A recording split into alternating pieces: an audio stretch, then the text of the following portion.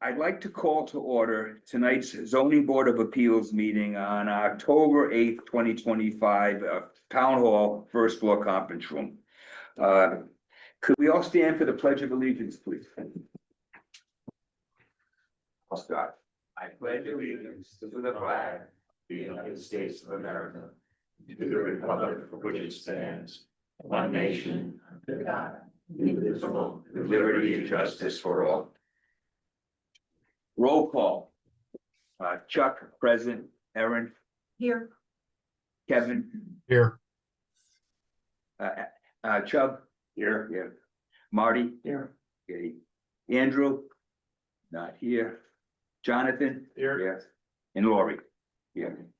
Seated for the first application will be myself, Erin, Kevin, Chubb, and Marty Ladd. Okay, I'd like to open to the public 25/26-7 Spencer Plains Partners LLC request a variance of par 64.5.5A2, maximum sign height 8 feet, allowed 14.7 proposed, in par 64.5.5A4, minimum street line setbacks for signs 10-foot required, 1 foot proposed of the zoning regulations to permit a freestanding sign at 52 Spencer Plain Road, map 25/lot 27, Gateway Business B4 zone. Who will be representing the applicant? Good evening, for the record, Joe Wren, special engineer of Indigo here in town. This should be very brief and fairly straightforward. 52 Spencer, as you all know, is under construction, all fully approved for a 24,000 square foot medical building. Right off exit 6695. Now that that's underway, they're thinking about signage. We always knew this to be the case, but we get one, even though we have all this frontage on 95 and Spencer Plain Road, we get one monument sign. So we have to do the one correctly. So we get a 50 square foot monument sign. We show on the inset plan exactly where we're proposing to locate it. There is believe it or not, from the edge of the road to the property line, the DOT line is 50 feet in from the edge of the road. So your requirements require the sign to be 10 further feet back from that, so the sign would be 60 feet off the road, making it even more difficult to see. So we're requesting a variance to have it within 1 foot of that line, but it's still gonna be 51 feet off the road. So it's gonna be stepped very far back from the street. Typically, if that line is 10 feet off the edge of the road and you have another 10 feet, your sign's 20 feet, 30 feet from the road. This is 51 feet off the road, so it's way back there. The only other variance that we have here is for the sign height. I passed out a little sketch for you just to, when we went into ARB, they asked us to prepare a sketch, so it's a little bit easier to tell why we're asking for a variance for the sign height. So we get 8 feet total height, but that's typically in Old Saybrook. It doesn't specifically say it for signs, but typically our buildings and everything are measured from the existing natural grade. So the existing natural grade goes downhill from the road. Our new driveway is up more level with the road, so we already have 6.7 feet of elevation from this. So we would have a foot of sign sticking out of the ground. So what you're basically saying is, if we were to place this sign would actually be lower than the road. It would be maybe sticking up about maybe a foot higher. Okay, so, Bottom several feet would be in the fill of the road. yeah, so that's what we're stating at this particular point. So when we say we're 14.7 feet high, we're not really, we're 14.7 feet maximum from the existing grade, but the proposed grade is 6.7 feet higher. So it's going to look by passersby to be the required 8 feet high. And how does that match with the other buildings and signs, on that particular road? Well, from the passerby, it's going to look like it's further back from the street than the other signs, and it's also going to look like it's either the same height,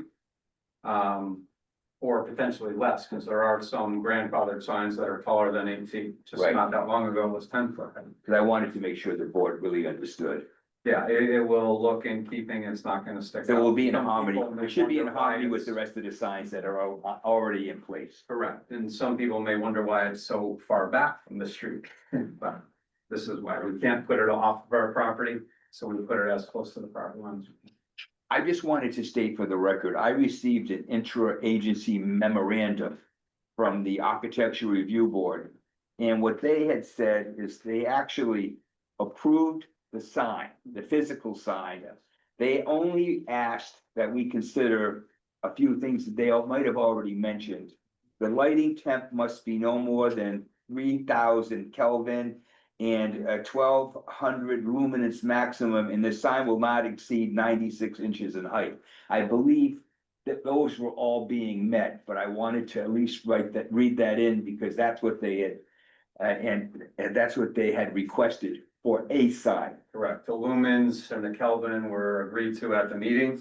The 3,000 is just a soft white, so. And it's like not I said, bright white. we did, I didn't actually go to the meeting or here, but that was the only thing they had mentioned, and I wanted just to run that. Yeah, and then this, as shown in that section, it's 8.0 feet, and it's not the maximum end, the road comes up a little bit, so the base of the sign, you're probably, it's not gonna be totally flat, the sign will be flush, but then the grade of the road goes down about a foot over that 8 foot in that area.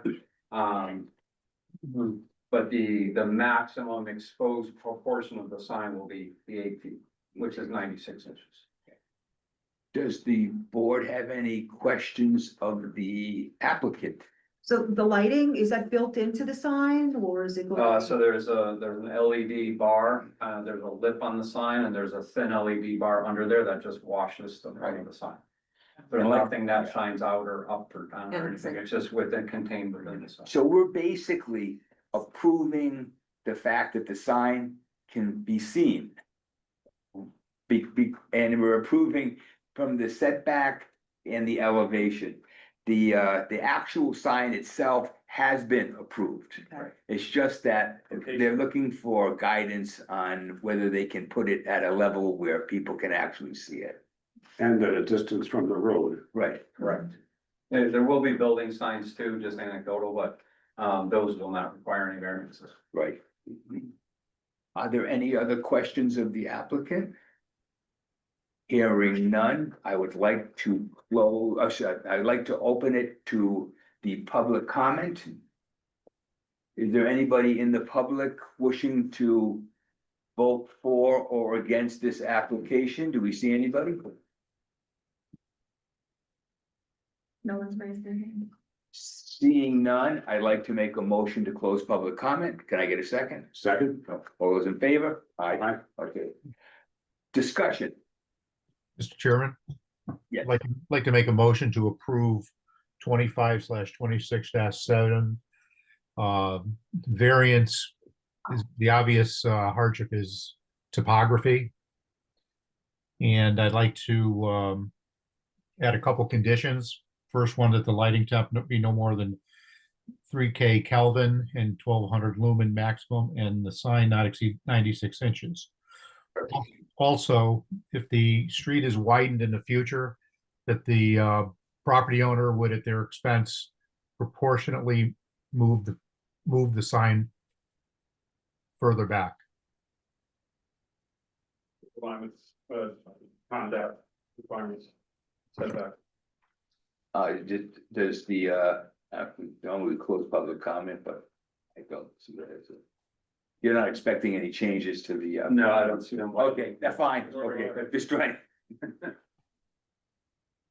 In addition, Kevin? Anything else? Addition, we're talking about the plans that were submitted, one by National Sign Corporation dated 9/2/25. And the site plan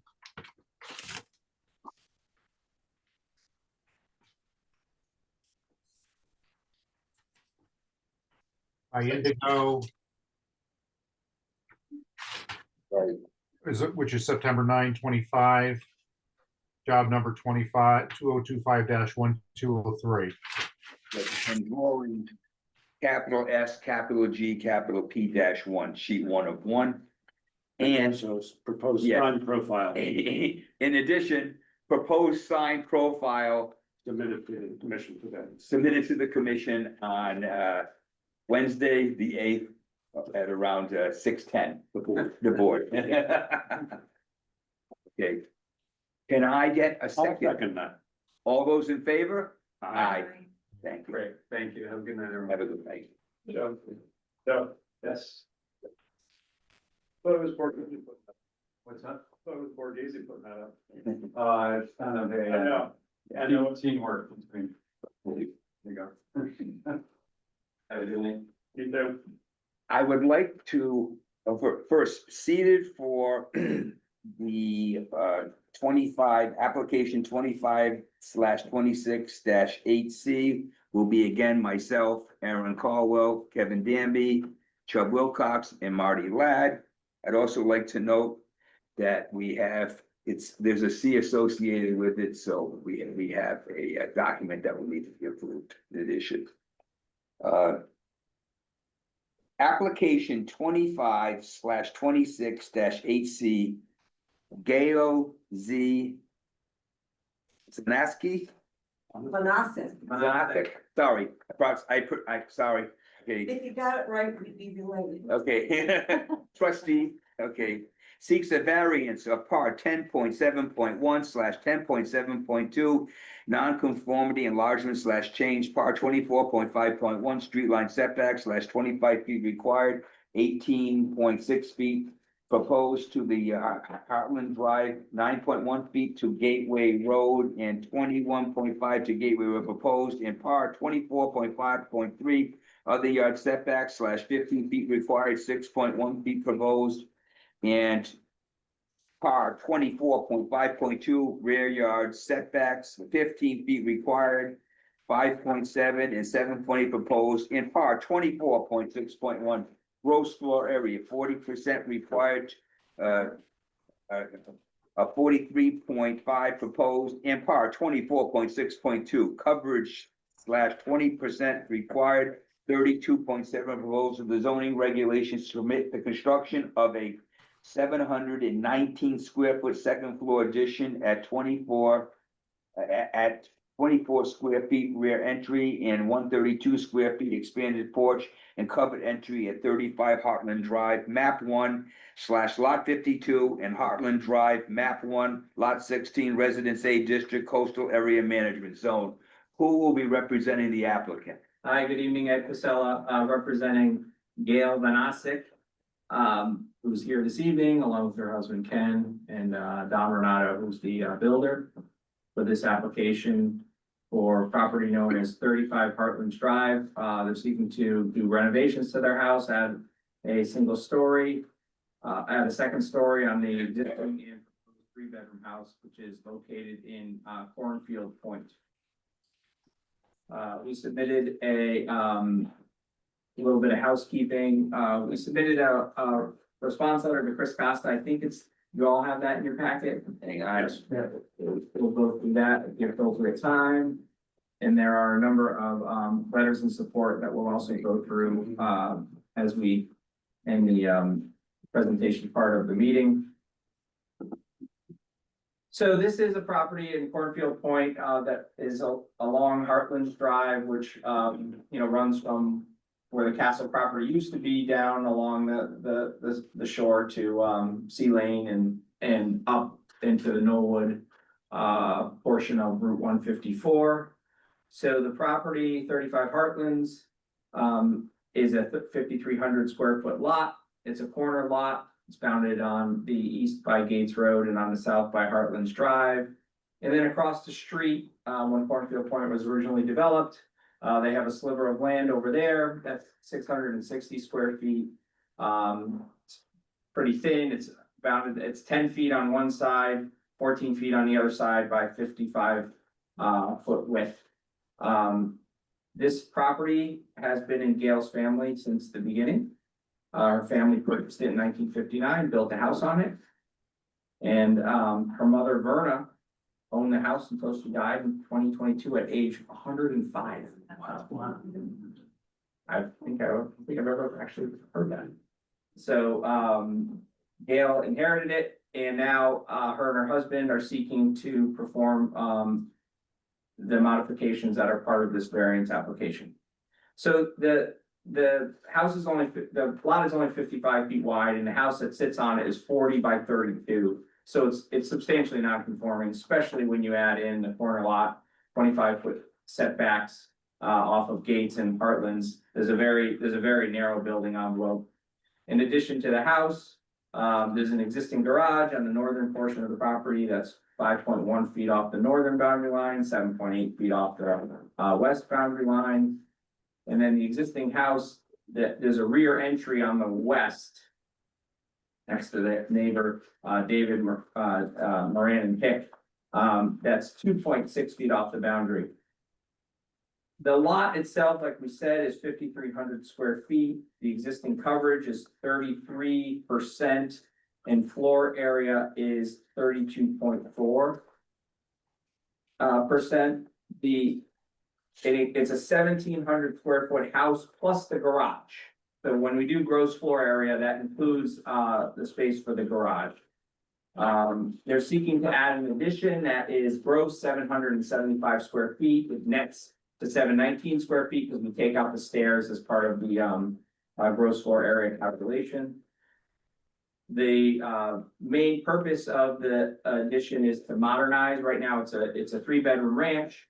So when her mother was getting older, it was difficult to navigate kind of a long hallway with chopped up rooms. So they're gonna open up the floor plan on the first floor and have one master bedroom on the first floor and then 2 bedrooms upstairs. Craig Laliberty did the design, I have the floor plan up so that you can see, the improved layout, which will be much easier to navigate around. As part of this, they've had to remove it. They're proposing to remove a chimney and do other pretty substantial amount of work. House is not in flood zone, so we're not dealing with the 50% rule. And the ultimate house height is 26 feet. So it fits in well with the neighborhood. If you look around, they're all 2-story gable roofed houses similar to this. The garage is being reduced. Right now, the garage is almost entirely non-conforming. It's 440 square feet, and that's being reduced to 308 square feet. And again, Craig provided a little markup of the garage, 14 by 22. It serves its obvious purpose. So the variances we're requesting for this application are the second floor addition, 9.1 feet off of Gates Road, which is in line with the existing house. There's a new rear entry that's in the back of the house toward the garage. That's 21.5 feet off of Gates Road. The new reconfigured front entry is 18.6 feet off of Heartlands Drive. Second floor of the house is 5.7 feet off of the side setback, which is existing. The new garage is in the same location as it is to the rear boundary line, 7.8 feet. It's compliant with the front yard at 25, so we really can't shift it any more off of that. But it's being moved in off the boundary line. Foot currently is 5.1, and it's being improved to 6.1. So we spent a decent amount of time trying to figure out how to best handle this application. And one of the reasons why we believe it can be approved is because we do think this property and these little properties that are here are unique as compared to other properties in the Residence A district, because you have 2 parcels of land, a 5,300 square foot lot on the north side of the road and a 660 square foot lot on the south side of the road. And all they own it, and it's a beautiful piece of property. And there's a concrete patio that's been on it for decades. They can't use it. It's only 10 feet wide by 14 feet wide, so that you can never have a building or any structure or any gross floor area on it. And we believe that's a legal hardship as that's defined, and this is what's in our letter. Because the definition of legal hardship is it's got to be a condition that doesn't generally affect, and this is directly from the statute, doesn't generally affect other properties in the district. So there are 4 properties here in this little strip of land that have this condition. But it doesn't generally affect other properties in the Residence A district. I can't even think of another property in Old Saybrook that has this situation where there's 2 parcels across the street from each other. They're in Westbrook, I know where they are in Westbrook, Old Mail Trail, if you've ever been down there, there's properties on both sides of the road there. But really, this is a condition that, again, under the language of the statute, doesn't generally affect other properties. So they have 660 square feet that can't be calculated into coverage and gross floor. If it were a lot next door, like a side yard, the properties would be merged, and guess what? All that land would then be able to be used for calculation of coverage and gross floor area. This can't because of the road. So what we are proposing, and we provided a draft, is to permanently merge the properties through restriction and covenant. We can't do it legally because they don't touch each other. But we can do it legally because through an agreement. So the agreement we drafted basically says, and this is the history of how these have been used, but it's never been documented. The document basically says that these properties from a zoning perspective need to be viewed as one and can never be sold separately. Right now, they could sell that property separately and somebody could come down to the beach and use it. That is a legal ability of them to do. They wouldn't have to subdivide. They wouldn't have to subdivide. So with the legal restriction and covenant, which would be enforceable by the town, they would no longer be able to do that. And in exchange for that, what we're asking the ZBA to do is say, okay, we understand you have 5,300 square feet and you're asking for 43% coverage or gross floor area. But if we include the 660, it goes down below the 40% threshold. We still need a variance for this because the properties are technically separate. That's why we've asked for it. But in exchange, and the hope that you look at this as though, yes, this is really a unique circumstance, and it really does affect them and causes a hardship because they can't use that land to be able to put a little bit more development on their property. I think we're talking 180 square feet is what we're exceeding. We're exceeding the 40%, which is allowed on only the 5,300 square feet. So in my opinion, it does meet and qualify as a legal hardship. And we're providing a solution that the zoning board of appeals can rely on, that the properties will be merged and never be sold separate from each other by the legal restriction and covenant that we've provided and would be drafted. In addition to that, we have the typical hardship of the corner lot, which, as illustrated by the plan, really does impact this property and how it was developed, because now you have 25-foot setbacks off of 2 different roads. So there is the classic corner lot coverage. And we do have a number of reductions of nonconformity. So on the west side, there is this entryway, which is a very weird place for an entryway, but that's, it was built in 1959, 1960. That goes to within 2.6 feet of the boundary line. That entryway is being eliminated, so there's a reduction of nonconformity. Without even the merger question, coverage is being reduced from 33.1% down to 32.7%, so we have a reduction there. The garage, as I said, is currently 440 square feet, tucked in the northwestern corner, almost substantially non-conforming. It's being reduced to 308 square feet and is being pushed off the northern boundary line. So that's another improvement. And then if you look at our merger proposition and agree with that, you see that coverage, when you add in the 660, will be further reduced closer to the 20%. That'll be 29.1. And gross floor area would comply at 38.6. So we'd be south of the 40%. Again, I made the point earlier, and if you went by this house, you see this is consistent with the other houses that are on the front row there. They're all 2-story. The main request here is to be able to add a second story. Obviously, the corner yard setbacks, the corner yard to street setbacks have a major impact on that. And this is a CAM application. They are proposing to, there's, the work on this property will be pretty minimal in terms of, the small addition in the front of the property, is obviously across the street from Long Island Sound, so erosion control measures will be used to make sure that there's no impacts on the coastal resource, which is the bluff on the other side of their property. And then obviously Long Island Sound, nothing's happening on the southern side. We're just hoping to use that property, the 660 square feet, to be able to get the variance to allow us to go over the 40%. So we do have letters of support. I just want to make sure you have them all.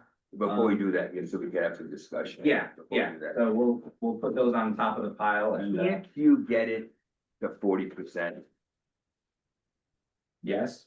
Why not? You can always I mean, get. my question is this, if you showed a slight reduction in coverage, can't you just get it to 40% so it stands on its own? They lose 186 square feet. which is- Okay, then take it off the garage then, I don't Well, you care. can't take it off the garage. The garage is 14 by 22. I'm just saying, Yeah, there's gotta be a way to get it to 40% the way is to use. without using The another. merger. Without using the very creative argument, that Right. at least the land, Right, who so, knows where, right, can be divvied up and applied to this lot. because, But that, I mean, that, again, that wouldn't hold water. If I came in here and said, look, I have a house in Chalker Beach and I wanna add my acreage up off the schoolhouse well, to get gross floor, that doesn't, that's a far cry from what we're asking to do here. I mean, these two properties have always been used together, they're across the street from each other. Let me interrupt if I may. I know they're across the street from each other. The only way to look at this that makes sense is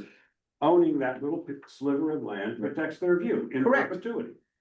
So it's not as though it's useless or purposeless. It's got a perfectly reasonable use, protecting the view. That's right, I don't disagree. and it would be so much easier, Kevin's got his hand on. I'm sorry. Yeah. It would be so much easier if you could just get to 40%, because you've already shown a reduction. We recognize a corner lot is a hardship and you're adding bulk to it, so we totally get that. That's not even the argument here.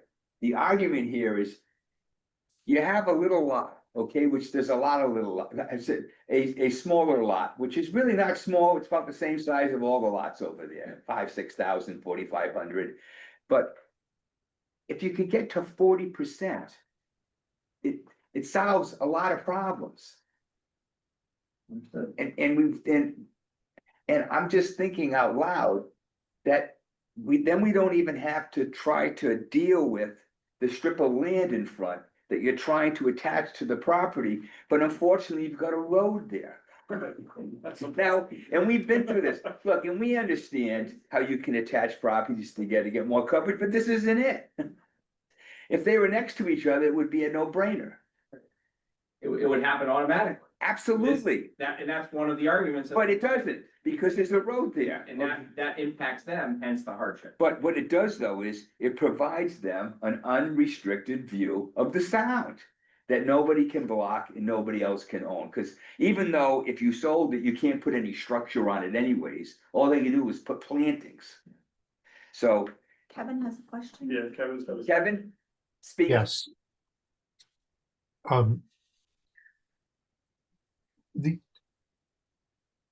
I'm concerned about the difference of opinion between the planning staff and the applicant as far as the 660 square feet or whatever that number is. I mean, that comes out to, it doesn't move the needle very far. It's, 20% of that, it's 132 square feet.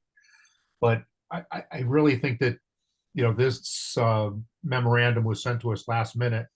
I really think it would be in the board's best interest to get some guidance from our attorney before we vote on this. So regardless of where the conversation goes tonight, I think it should be tabled to get some guidance on that. The other concern I have is, I mean, you're at 33.1 in structure coverage. I mean, that's so far beyond the 20%. I mean, I don't know how do you deal with that? I mean, you're, It's 33.1% existing, Right, Right. not proposed. existing. Yeah, the I know. proposed. I get that, but I'm guessing your reduction to 32.7 includes the 132 from the, No, No, it doesn't. no, if we include the 130, if we include the 660, it actually goes down to 29. Yeah. So, yeah, on its own 5,300 square foot lot, this Yeah. application achieves a reduction of coverage. and the other thing is you're going from 32.4 to 43. I mean, in the design process, they had to know this, and they could have designed a second floor at 40%. Or the Yeah. addition in the front. See, I recognize that the applicant wants this. We all get that. But it's over 40%. And it would be very simple to keep it at 40%. Okay. Because if you do that, then it alleviates continuation. It alleviates talking to our lawyer. Because, and we're gonna talk to our lawyer, he's gonna discuss it, but I think in the end, it's difficult to attach a piece of property separated by a road. Okay, that, you know, I, I, I don't have much of a problem. I mean, as far as the coverage, I mean, I don't want to see the coverage increase, and they're taking part of the garage away. I get that. So I really think that could be a little bit less, but I think 43.5% in the design process should have been addressed. Right. Okay. So would you like to discuss this with your applicant? Or do you want to continue this? or- I think what we'd like to do is hear all the comments from the Okay. board members. Sure. And, probably continue it. Yeah, but To be before frank. we read all the letters of, because we can read them all in, but I think we need to solve the initial. Yeah, we wanna hear what everybody has to say. Yes. We've heard from a few, but I have a question. Yeah. I am confused by the drawing that was submitted, but. Well, yeah, I don't see the outline clearly of the existing building versus the proposed building. yeah, it's the same, basically. Well, you say basically, but, They're adding on. The additions are the gray, the dark gray. okay, So the outline of the existing building, like on the west, there's a line that says 32.0 feet. You see that? It runs north-south. Can you show it on? Yeah, right here. Okay, right there. Yeah, so 32.0 feet. This light line here is the west line. The okay, dash is the eave. That's an eave. okay, so, Okay, so 32, and then it comes over here and goes 20. And then it's hard to see where it goes here, but it goes straight this way. And then it comes up here. Well, it actually does jut out a little bit here. Right. And then it comes up 26 feet and back 40. Now, I'm And the assuming, gray are the two additions. so let me just ask this. Yeah. If we're sticking on the south side, Yeah, follow the 20-foot line, yeah, and then it comes up. and I'm then it sorry, goes yeah, 6 now. feet to the north, Yes, and then correct, it goes 20 feet to the east. That's the existing house? correct, right, yes. Okay. And Well, yeah, there's an overhang. I can show a photo. but the key with the overhang, if I'm just so to educate everyone, because it's less than 12,500 square feet, we don't count these. Now, if it was 12,502, then we count 1 foot of eave, okay? So we wouldn't count from the front of the house, we count from the eave. But because it's under 12,500, it's the size of the house, because we don't want them building boxes, okay? You want them to have it. If you take a look at this is the house here, and you come down this wall, it's 20 feet. And then it goes 6 feet. in 6 feet and over, but that's the building. But there's still the full overhang, so this actually counts, this blank space actually counts toward coverage and gross floor area, even though it's not in space. You can see the void here. And that's getting filled in and That'll get filled in, and then plus the gray strip beyond. Like- like- Garage net is the sliver that's to the north, so Yeah. it's 20, where it says 22.2, it's the same, it's just that the gray part only is on the proposed, as opposed to the entire existing garage being gray. Yes. Okay. So, thank you for that. Yeah. explanation. so I guess we're getting back to the simple issue of 43% versus 40. Because a lot of this, a lot this size, we give you 20/40, okay? Now, you had a pre-existing condition where you had a property, where you had a building on it that was at, like I said, 31 something, 33 something, and it was slightly reduced. And we appreciate that you made it a little more conforming. But if you could somehow get to 40 or 39.99, okay?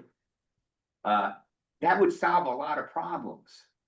Because you're relying on the board to give you, you know, the little stretch of land to make that coverage work. And it would be better if the property could stand on its own. Because all the other neighbors on all the other lots are required to do that. Whether, but they do get a chance to drive around like I do and look out at the Long Island Sound, which looks beautiful, because I drive like that with my golf cart all the time, and it is a beautiful location, and they got beautiful views. We're not telling you what to do, we're just making a suggestion that 40% will be a good number. And this is assuming that council blesses or doesn't. We don't need council to bless. We don't need it. No, we don't need a blessing. We don't even need to talk to him. If we go for it. Right, and it's, there's just. Cause you saw the letter from Chris Costa. And we've dealt with properties similar to this in the past, where they have been neighbors, properties next to them, where they've been able to acquire land. Unfortunately, you have a road there, which is, and we totally understand. It's unfortunate there's a road there. Maybe 50 years ago was a bicycle path. I don't know. But right now it's a road, so you can't really attach the two pieces. You can sell them together. I don't know why you wouldn't, okay? I don't know why they would sell that piece to somebody else, but it doesn't solve the problem of a continuous piece of property. Okay, so I'll ask a question. If they say tonight, all right, we'll agree, we're gonna get rid of the GFA variance. Would you approve it subject to the condition that Craig reconfigures the, or, you know, That we'd have to have discussion. See it. or do you need to see it? That's the. I personally would like to see it. Yeah, Okay, but I know that we understand a corner lot is a challenge. That is by nature a hardship. Cause you got two 25-foot setbacks at that, which is unreasonable, okay? And you're already on a footprint, you're not really enlarging your footprint, you're actually slightly reducing your footprint. And you're coming slightly inward and you're building a second story above it to make it more user friendly for the next generation. We totally understand that, and I don't think that's unreasonable. But the public is gonna wanna see this. Yeah, I was just asking. So, and cause I know I could make a decision, but I know the public would wanna see what they're proposing, and the neighbors wanna see what they're proposing. Okay. Let me take a quick moment and check. Sure, okay.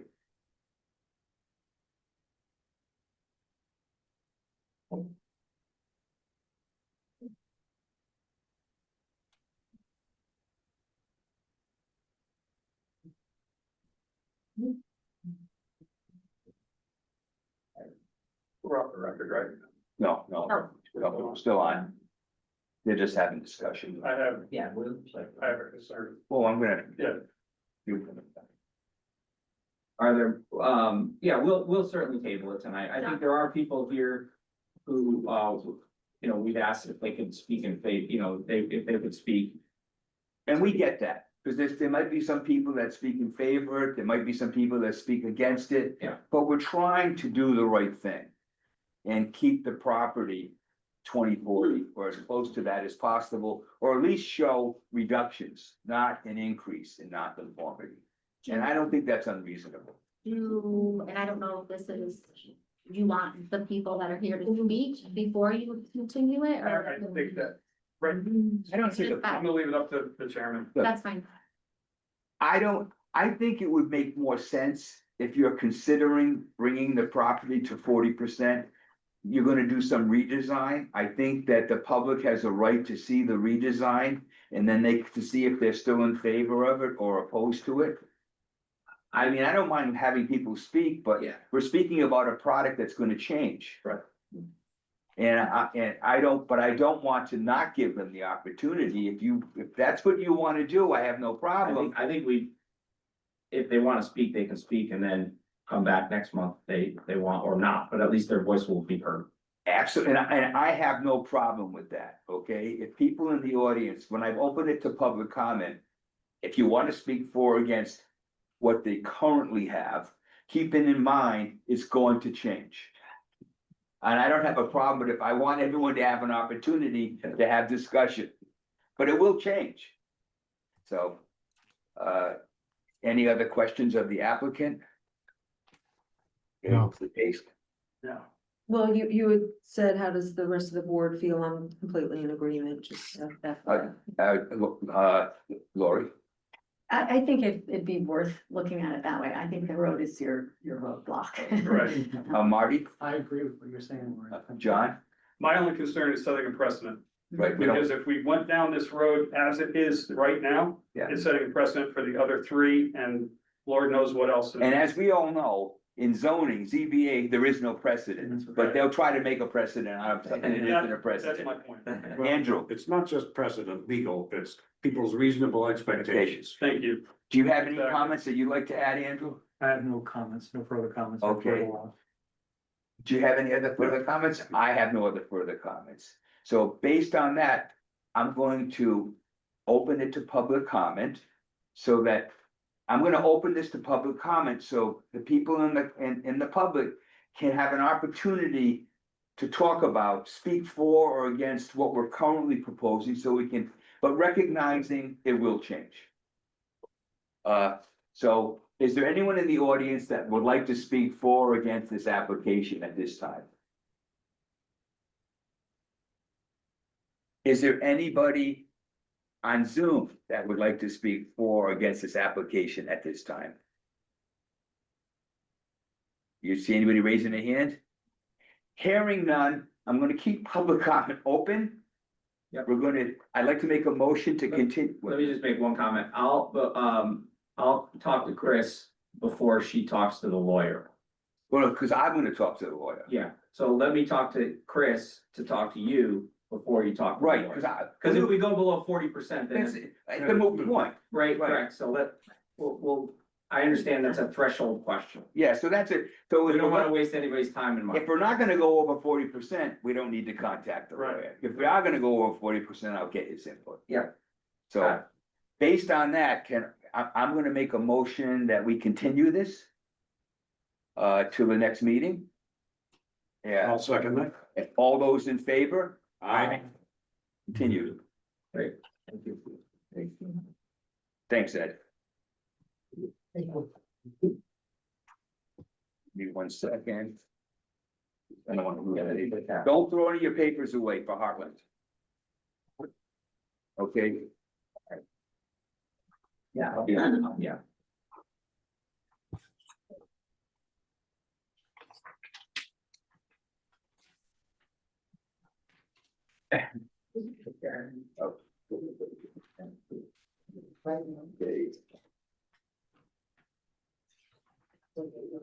Regarding application 25/26-9C. I will be recusing myself from this application. I'm going to seek Lori on my behalf, and Erin will be chairing the meeting. Okay. No pressure. Okay.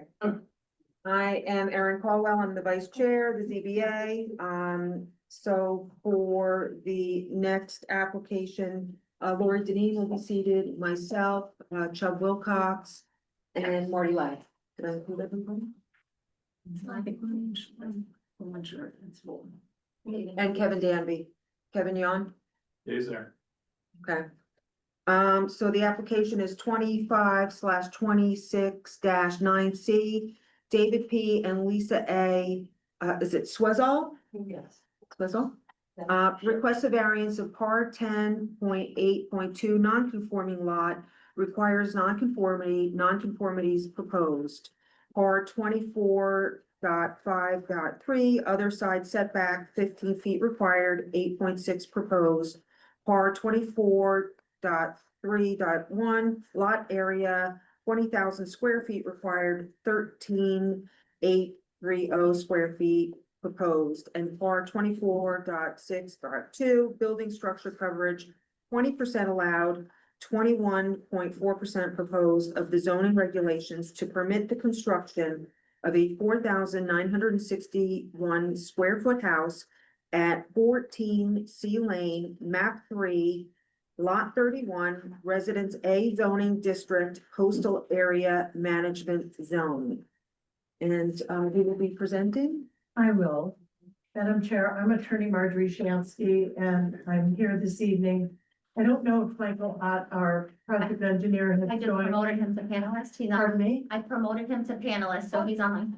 Oh, great, because he had another meeting in another jurisdiction earlier. And Gianna Bradford, who provided the architectural plan. And I'm also here with David and Lisa Shessel, who are seeking this zone relief. In order to, reestablish their residency here in Old Saybrook with generations of family preceding them.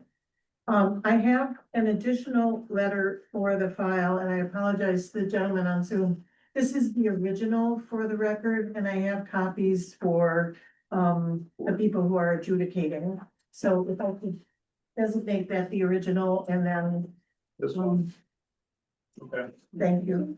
And the reason I'd like to look at the letter is I'd like to sort of re-establish the nature of the relief that is being sought. This project consists of demolition of an existing single-family residence and the construction of a new single-family residence. The eastern portion of the new building will be using the existing building foundation, and the remaining portion will have a new foundation. The footprint area of the new residence is smaller than the existing residence by 108 square feet or 0.8% of the parcel area. And if I could call your attention to the annotated zoning chart at the bottom of page 1 of this letter that I passed out. When dealing with a pre-existing non-conforming situation, I like to make a grid that is not only showing the required standard under the regulations and the proposed standard for the development, but the existing standard, because that's the metric that gives us the state of what's going on in terms of conformity reduction or elimination of conformity. And so I point out that the minimum lot area, it's a 20,000 square foot zone, and the lot is at 13,830. And that of course is unchanged and unchanging because that is the lot area. But you see that the minimum dimension of square is conforming. The minimum frontage is conforming. The minimum width of the building line is conforming. Onto page 2. The maximum number of stories is conforming in the existing proposed and regulatory fashion. The maximum height is conforming. The street line setback is currently non-conforming, and we are eliminating that non-conformity. and making the street line setback a conforming dimension. The rear property line setback is conforming. The 8.6 other in the regulation called the other property line setback is required at 15. It exists at 8.6 and it is proposed to stay at 8.6. That is the use of the existing foundation for that side of the house. The minor accessory building is not an issue. The maximum gross floor area is required at 40%, which we just heard a very interesting conversation about. But this is a reduction of the maximum gross floor area from the existing condition to 35.9%. It's currently existing at 38.5, and it's being reduced just by design, as happens. And then the maximum building coverage is required at 20%, existing at 22.2%, and that dimension, that coverage is being reduced to 21.4%. So we have a reduction of nonconformity. So we have reduction of nonconformity, we have elimination of nonconformity, and we have the reconstruction of a nonconforming structure using an existing sideline. That status is protected by law. As you know, there's a constitutional right to a conformity and the continuation of a nonconformity. And both through the Petruzzi case, which I referenced in the narrative that was appended to the application, and as discussed more recently by the Connecticut Supreme Court in the Mayor Whitman case in 2019. So these attributes are very important because this is really, one might say, as Joren said, quite a straightforward application. We're just seeking to reconstruct the house and change it architecturally and to make it from something that, while not seasonal, had more of a seasonal affect and become the year-round residence for the Seychelles. So that's the discussion. The discussion is the intrinsic right of individuals to reconstruct nonconformities and the vast law, and this is why I gave you my second letter today, which I know that you're familiar with, because again, I heard you discussing it in earlier this evening, that the reduction and elimination of nonconformities provide an independent basis to grant a variance. So Mr. Ock is here, Ms. Bradford is here, and do you have any questions? So you're presenting, did anyone else want to add any of your, My suspicion is that they would prefer to respond to questions, but Mr. Ott, Ms. Bradford, anything to say? Anything you'd like to disagree with me about Or emphasize. or emphasize? I'll be happy to say something. Again, redundancy is my stuff. that's fine. So do the board members have any questions? Yes, Yes, okay, Chuck, I knew you would. I really have only two questions. Looking at the plot plan, you could make this non-conforming with all setbacks by centering this house on the lot. Why not do that? Why not take advantage of this opportunity to do that?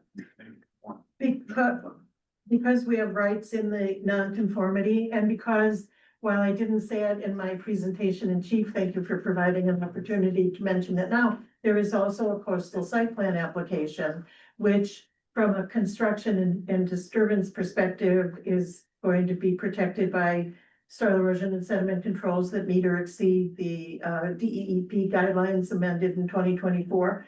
But also, if you noticed in the letters, the several letters of support that have come from the neighborhood, that one of the values that they hold dear is the retention of the view corridor that is maintained because of the location of the house. So when looking at the two standards for a variance to be sort of consistent with the neighborhood attribute, this is preservation of something that the neighbors have found to be positive to their experience in the neighborhood. And if I may tag on to that, the third page of my letter is a map derived from the GIS, in Old Saybrook, in which I've placed an X on each of the properties from whom we have a letter in support, which are pretty much all of the most adjacent properties, and many of which mentioned this view corridor as being important to them. The one property that has a V, not an X, was a verbal, agreement or. Yeah. Yeah. Okay. You say you're gonna be using the existing foundation. On the eastern side, yes. Is there a full basement or is this a, I would defer to Ms. Bradford or, Mr. Ott.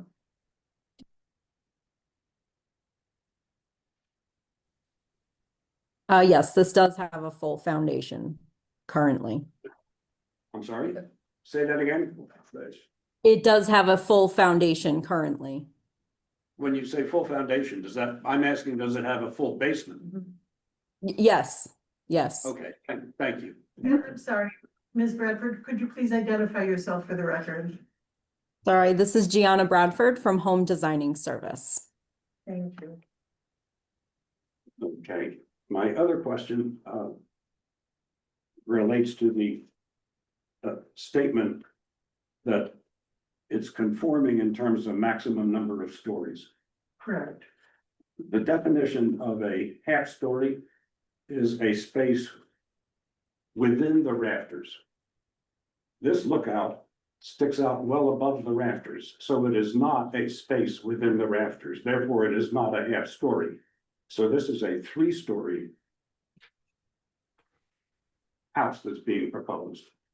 So how do you get around the definition of a half story in the zoning code? Well, I would again defer to Ms. Bradford, who, in my experience, is meticulous about using the underlying regulations in her design exercise.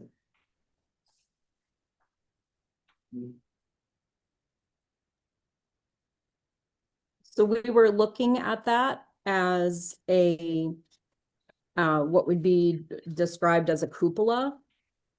And Well, so is the what, drawing itself says it's a 3rd floor plan. Right.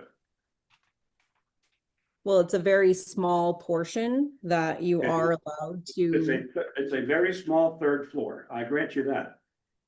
But it is a 3rd floor. If you look at the definition, if you looked at the definition of a story, a half story in the zoning code, it says, I'll read it. For the purpose of determining the number of stories in a building, a 1/2 story is a habitable attic that is the highest most story of the building, having stairway access located within the walls of the building and having a floor area enclosed by the roof rafters and located within the walls of the building at an elevation of 6 feet measured vertically above the attic floor joists. So it's got to be within the rafters. This is not within the rafters, very plainly. Right, we're looking at it as a cupola, not a half story or another level of the house. Would it be useful to project something on the screen so Well, that we have a drawing in front of us that we can see what would appear to be a cupola over the center of the house. And then this very large Room room with another cupola on top. with another cupola on top of it. Mhm. It just. And that is all within our height. So Yeah, we're not it's even going 35 above. You could easily have a 3-story building with 3 floors all the same size within 35 feet. So that doesn't give me any comfort.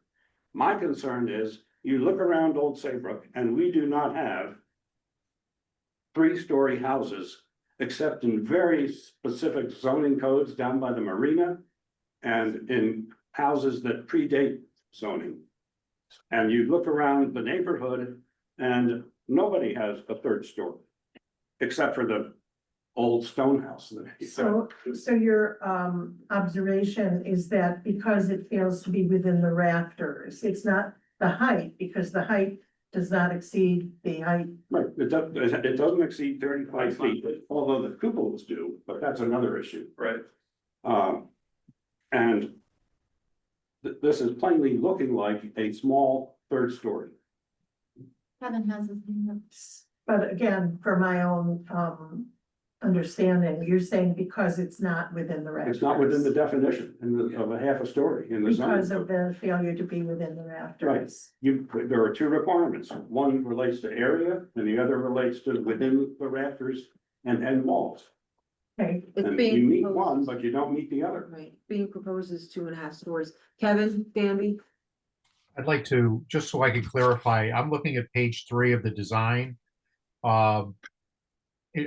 And Chubb, are you talking about not the cupola, the roundish cupola, but to the left of that, where there's that enclosure jetted up with another cupola on top of it? Is that what you're speaking about? Correct. Called the lookout. Yeah, the lookout. Okay, well, it's, it's, when you talk about we're allowed 2.5 floors as long as the third is less than 50% of the floor below it. That's one of the requirements, Kevin, but there's a second requirement that it be within the rafters. And you have to meet both in order for it to be a half a story. Tell me what it means to, in between the rafters, because I'm not following you on that. You can have two full stories, and then the third is unfinished, inhabitable. Okay, without a dormer or anything like that abutting, coming out of the house. It's not living space. Well, it's If a they half. choose, wait a minute, hold on, let me finish. If it's above, if it counts as floor coverage, whether, as long as it's 6 feet or higher, it's included in your floor coverage. The third floor, which we don't have third floors, you can have your 2.5 story. You can have that as long as it's 50% or less of the floor below it. As far as what you're talking about in rafters, of course it's, there's rafters, but we've never, I just don't understand what you're trying to tell me on that part of it. Because I can tell you what is allowed, and from what I can see in the pictures in front of me, it appears to be less than 50% of the second floor. And so it would be allowed by right.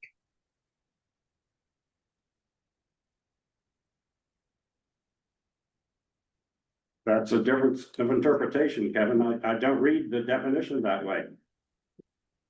Well, what do you, It's gotta meet. what I don't understand is what you're talking about, the rafters, within the rafters. I'm sorry, what are the rafters? There's a. Oh, I know what the rafters are, but you're saying within the rafters. There's gonna be rafters on this, and there's rafters left, there's rafters right, and above this part to come up, there's rafters there. So what's your point? I think in context, and when you look at the drawing that accompanies this, where it says, see the half-story diagram for the method of determining compliance with this definition. Have you seen that? I have seen it. I don't have it in front of me right now, and I think this would be a good conversation to include Ms. Bradford in. I'm happy to have her chime in.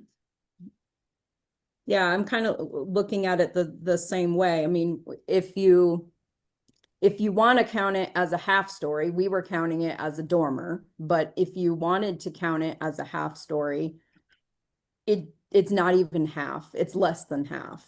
As was mentioned, we're only 244 square feet up on that dormer lookout area.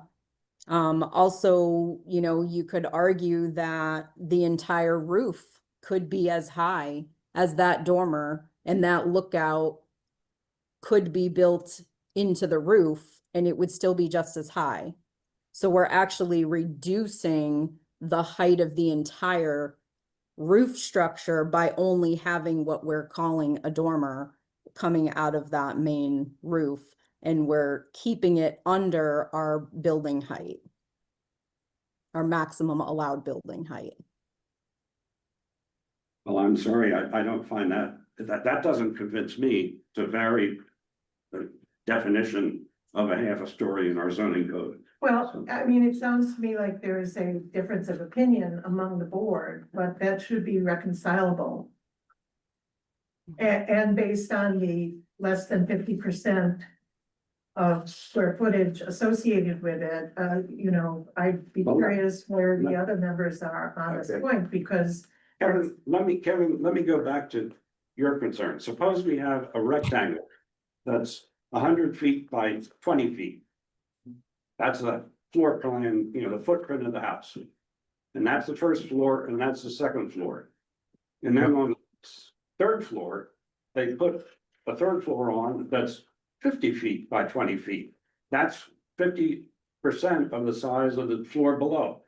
Is that a third floor or is that a half story? That's 2.5 floors, and as long as it doesn't exceed 35 feet, it's compliant. Okay, but that's our disagreement. I don't read this, that, I think this definition is clear that it has to be within the rafters. That's what Well, it says, closed by the roof. I don't, rafters. you have to tell me what your definition of in between the rafters is, because you're not telling me that. and that Well, doesn't seem I'm to be looking at the defined. illustration in the zoning code that says, see the half-story diagram for the method of determining compliance with this definition. And it, you know, to me, when it says a habitable attic, and further emphasis that it's within the Yeah, but confines of the roof rafters. the illustrations in a zoning regulation are not dispositive on the universe of what a half-story could look like. And it seems as though the geometric attributes of it, which are compliant, both as to. The area is compliant. I think I The understand. height is also compliant, but there's a third element that it be within the rafters, and then the question is, what does that mean? And we have a drawing that they say, see this diagram for the method of determining compliance. But the diagram is an illustration, not a prescription. And so, It may be a prescription too. well, Can I break in for a second?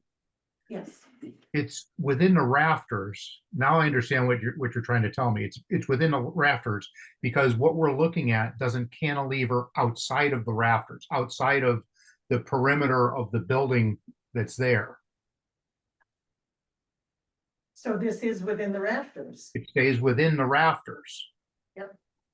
Well, it's within the. Because it doesn't cantilever out over the rafters in excess. It's within the wall plates, yes, but that's not what rafters refers to, I don't think. It's not a defined term in the regulation. It's a well-defined term in the industry. It's not a Rafters. defined term in the regulation.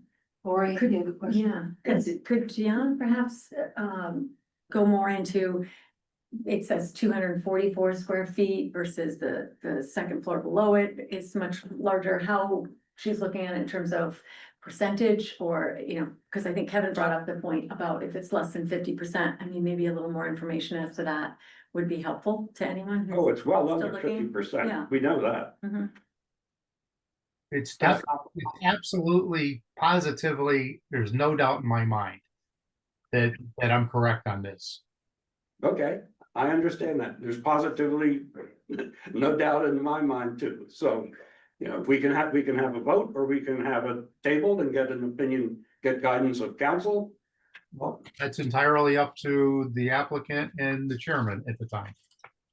So the question is whether it's technically a third floor or half It's a half story. story. Yeah, and We know that it meets the floor area requirement, we know it meets the height requirement. The issue is this, you know, and we know it's within the building, so not cantilevered over it. And, you know, is that sufficient to be within the rafters? I or- don't think so. Well, I know that's your opinion, but I think that that's based on the other members' discussion, a bit obtuse, but I'm happy to converse with my client for a moment, because I think we're the last item on the agenda, if you'll.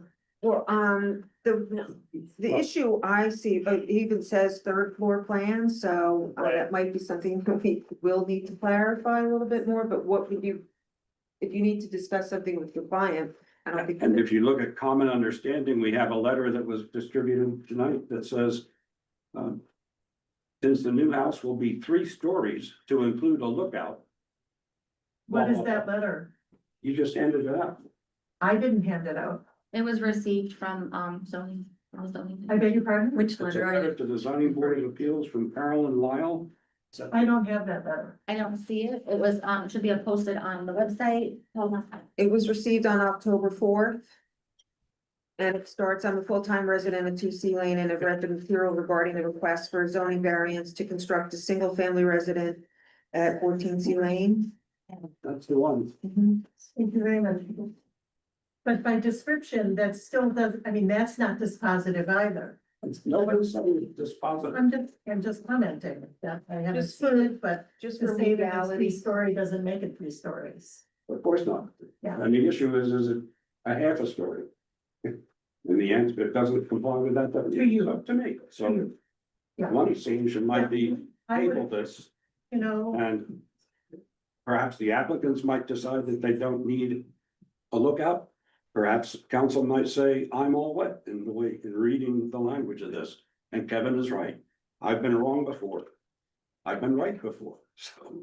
Do you follow? So, for us to make a decision and vote on it, right now, when there's two opposing views, it would be wise for us to consult our counsel and just make sure that there's clarification. I appreciate that. Congratulations to the town of Old Saybrook that provides these hybrid meetings, which give one a sense of the before times when we regularly convened in front of boards and had a chance to have these conversations. So I'd like to take advantage of that luxury and speak to my clients for a moment, Okay. which is so hard to do in the Sure. Zoom format, if you wouldn't mind, and I appreciate it. Sure. Thank you. Do you want to take a recess for a moment? Sure, we will take a brief recess.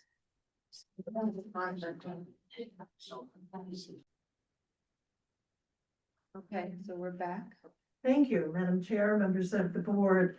I have conversed with my clients and we will seek a continuance to address the interpretation of within the rafters, with which we are quite confident that, and I'm sorry, I can't read the gentleman's Kevin name. Danby. This gentleman? Kevin Danby. Yes, that we agree with him and as to the appropriate both recognition of the less than 50% and the within the height envelope and within the rafters, as that term may be understood. I also want to state for the record that I appreciate the chair having recused himself, having earlier today left a phone message with our That's engineer, necessary. Mr. Ott, in an ex parte conversation effort. Mr. Ott did not return the call, but it is traditional in a recusal to leave the room and not be part of the ambiance or reaction to what is transpiring. So we will look forward to seeing you in November. I guess, pre-Thanksgiving. Yeah. Okay, It's November all 12th. right, so thank you. So we're going to get a continuance, so we're gonna need a motion for that. And then State we the would day. consult with our parties. Obtaining a legal opinion Yes, from Attorney Belmonte. correct. Great, and please share it, Okay, and I will share mine with very, you. very good. So just, you wanna make a motion, Chuck? I move that we table this and continue it to our next meeting. But when I say this, I mean application. You not have to leave the room. Just have to sit in the audience. 2526-9C. So why did you know that? Thomas versus West Haven. No, I'm just telling you, you don't have to. Okay, so we just got a motion to table 2526-6C to the next meeting. I will second that. And do I need to do anything else here? And the chairmanship back to check that. And To vote on it. They Oh, vote. we're gonna get a vote, and she needs to submit it in writing too, correct? If No, it's past no the time. 65 days, Okay. and I think you should have time. I have to check on when it was submitted, but if we need it, we'll just. If you need it, I'll supply it, but I think we're well within the statutory clock. Okay, very good. And can I get a vote on the continuance? All in favor? Aye. Okay, so motioned. Thank you. Thank you very much. Lovely to see you all. And I give the Thank you. chairmanship back to the chairman. Thank you. We need a gavel. Okay, Thank you, Madam. Thank you, Madam Chair. Right. That's my gavel. Is it really? Yeah, that's right, police commission. I just Oh. keep it here. Anybody can use it. Jonathan. This is, we're gonna try to wrap this thing up. First of all, I'd like to make, I read the minutes and I didn't see any issues with them. And since I was involved heavily in them. I'd like to make a motion to approve the minutes, from Wednesday, September tenth, 2025 at 6 p.m. Could I get a second? Second? All those in I favor? wasn't at that meeting. Okay, those that were okay, seated for that will be Andrew. Andrew, you're seated. Lori, and Aaron is off, so Aaron is seated, I'm seated, Chuck, Kevin, and I was absent. you were absent. Who was seated for Marty? Okay, Jonathan, so you're seated for this. So could I get a motion to approve the minutes? You made the motion. I made a motion to approve the And I minutes. seconded. Can I, all those in favor? That's seated? Aye. Okay, I'm a little confused with who's seated for the minutes. okay, for the minutes, seated are Charles Gaydon, Kevin Danby, Alfred Wilcox, Andrew Malosky, Jonathan Miles, and Lori Deneen. Those are the ones that are seated for this, for the minutes, because they were here and they can approve them. For the motion. For the motion to approve the minutes. I would also, we have nothing for correspondence and announcements. We have nothing for committee representatives and staff. All I'd like to say is that it's been an honor being the chair for the last 4 years. We have a municipal election coming up. I don't know what will happen. I thank all of you for letting me be the chair for the last 4 years. I think we've done amazing work, and we'll see what happens in November. Can I?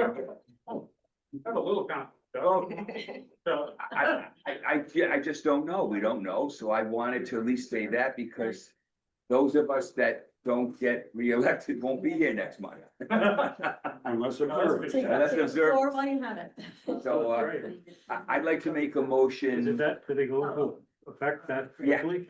Yeah, so As long as you're sworn in. as long as you're sworn in, Yeah. right? So this could officially be my last meeting as chair.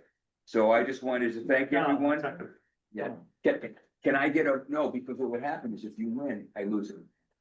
I move we adjourn. Let's Okay, make a adjourn. motion to adjourn. Can I get a second? Second. All those in favor? Aye. Have a wonderful evening. Thanks.